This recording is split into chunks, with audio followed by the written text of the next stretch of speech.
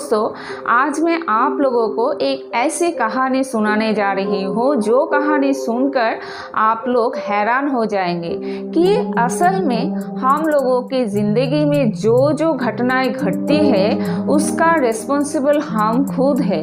वो रिस्पॉन्सिबल हम खुद क्यों है और कैसे है, इसी के ऊपर ये कहानी आधारित है। तो अगर आप वीडियो या ये कहानी आप लोगों को अच्छा लगे तो वीडियो को लाइक कीजिए, शेयर कीजिए एंड सब्सक्राइब कीजिए। तो चलिए दोस्तों, वीडियो को स्टार्ट करते हैं, कहानी को सुनते हैं। कहानी का नाम अपने परिणाम के लिए जिम्मेदार। एक समय की बात है, कपिलावस्तु के प्राचीन साम्राज्य में सिद्धार्थ नाम का एक युवक रहता था। सिद्धार्थ का जन्म एक कुलीन परिवार में हुआ था और उनके पास सभी विलासिता और आराम थे जिनके कोई भी इच्छा कर सकता था। हालांकि अपने दिल की गहराई में सिद्धार्थ को बेचैनी की भावना और कुछ अधिक गहन चीज की लालसा महसूस हुई। एक दिन सिद्धार्थ ने उन सवालों के जवाब की तलाश में महल छोड़ने का फैसला किया जो उनके दिमाग को परेशान कर रहे थे। उन्होंने अपने राजस्वी जीवन को त्याग कर और तपस्या और चिंतन का जीवन अपनाकर आध्यात्मिक यात्रा शुरू की। ज्ञान और समझ की तलाश में सिद्धार्थ बरसों तक एक स्थान से दूसरे स्थान पर भटकते रहे। एक शाम जब सिद्धार्थ बोधि वृक्ष के नीचे बैठे तो उनका मन अनंत गहरी स्पष्टता की स्थिति में पहुंच गया। गहन अनुभूति के उस क्षण में वो बुद्ध जागृत व्यक्ति बन गया। करुणा और ज्ञान से परिपूर्ण बुद्ध ने अपना जीवन दूसरों को आत्मज्ञान का मार्ग सिखाने के लिए समर्पित कर दिया। एक दिन आनंद नाम का एक युवा शिष्य एक प्रश्न लेकर बुद्ध के पास आया। आनंद ने कहा, मैं अक्सर जीवन की चुनौतियों और संघर्षों से अभिभूत महसूस करता हूँ।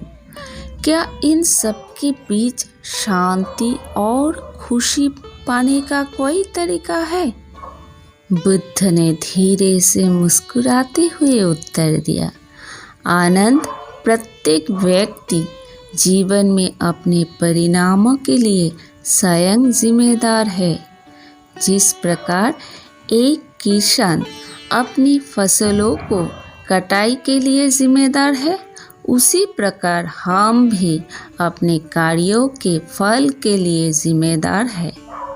उन्होंने आगे कहा, हमारे विचार, शब्द और कर्म हमारे द्वारा अनुभव किए जाने वाले परिणामों को आकार देते हैं।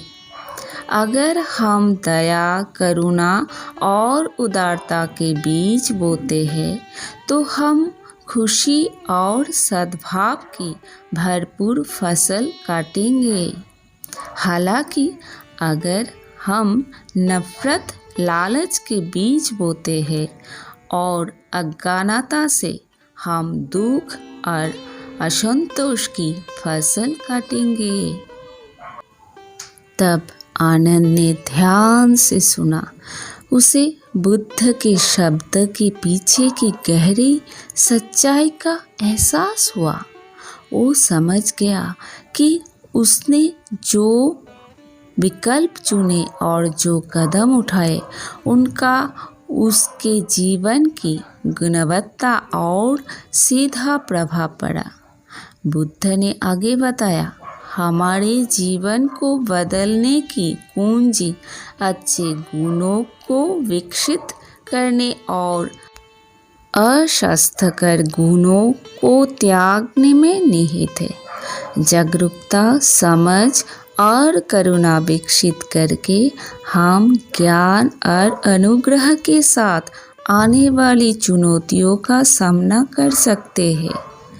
उन्होंने इस बात पर जोर दिया कि अपने विचारों, भाषण और कार्य की जिम्मेदारी लेना आवश्यक है। ऐसा करके व्यक्ति अपने भाग्य को आकार दे सकते हैं और शांति, खुशी और आध्यात्मिक विकास से भरा जीवन बना सकते हैं। उस दिन के बाद से आनंद ने खुद को बुद्ध की शिक्षाओं का अभ्यास करने और अपने परिणामों की जिम्मेदारी लेने के लिए समर्पित कर दिया।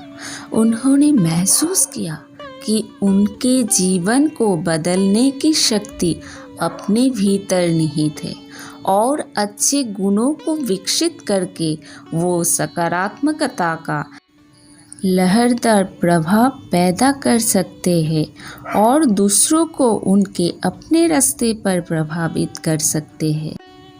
तो दोस्तों, सिद्धार्थ और आनंद की कहानी हमें क्या सिखाता है? सिद्धार्थ और आनंद की कहानी हमें सिखाती है कि हम अपने जीवन के निर्माता स्वयं हैं।